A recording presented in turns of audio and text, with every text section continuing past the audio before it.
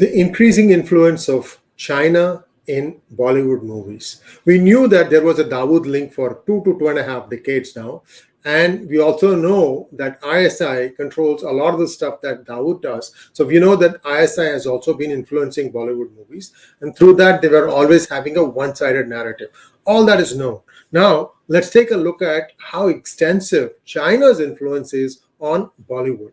Let's start with the latest about to be released movie of Amir Khan, 𝗣𝗚𝘂𝗀𝘀𝘀 Chadda.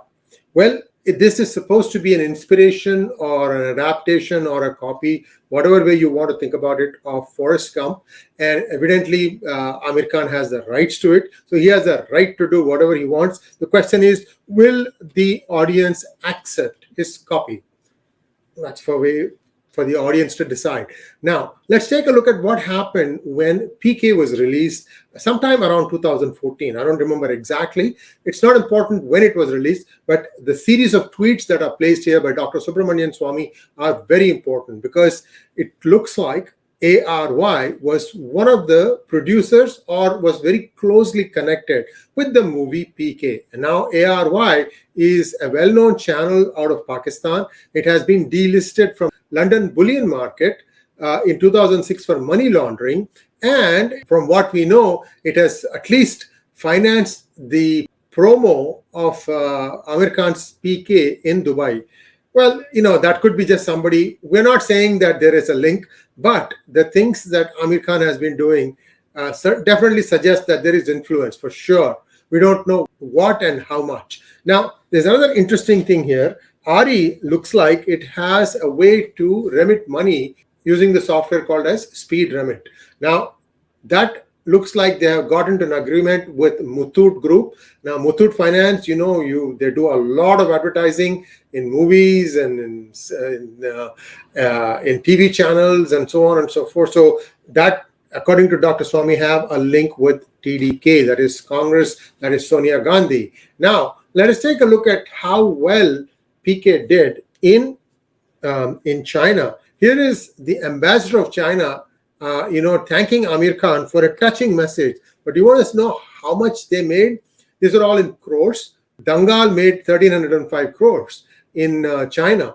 Unfortunately for them, I guess PK didn't do that well. But if you look at the math, and the math is all given in the reference that I've given you in the description section, it's unbelievable how well that movie should have done in theaters. That's just one calculation. The other one is Andhadhun, which launched Ayushmann Khurrana, although I thought Vicky Donor was a pretty good movie too. Anyway, Andhadhun really made it big for him. And that one too was a huge grosser in China. And one wonders if that had something to do with Ayushmann Khurrana suddenly turning political right after the success of Andhadhun and starting to weigh in on India's issues. This Article 15 was a highly controversial movie. I haven't seen it. I don't know how well it did. But the thing that needs to be remembered is that there has been influence in the past, now, and will always be there in the future. The question is, the people should be alert and be aware of looking at anything from these people with a certain filter. So we don't know what's going to happen to this movie, 𝗣𝗚𝘂𝗀𝘀𝘀 Chadda. We'll see how it plays out.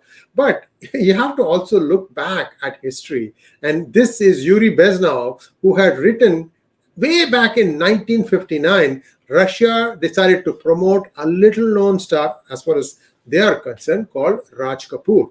And even today, there will be a video, YouTube video of, I think it is Uzbekistan's president or Azerbaijan's president, one of those two, where the president is singing Mera Juta Hai Japani, and he does a fairly good job of it. The point, I think, is that India, as a country that is finding its feet, and it's only 70 years young, it will still continue to find its feet, has had these influences from various countries trying to, fix the messaging in a certain way. For instance, until Anand Bakshi came along, most of the lyrics were written by one set of writers writing in Urdu. I mean, you needed an Urdu specialist to understand what they meant in their songs. But Anand Bakshi came along, made things became simpler. The others wouldn't accept him as a lyricist, but the audience loved him. Aradhana, who can forget the songs of Aradhana?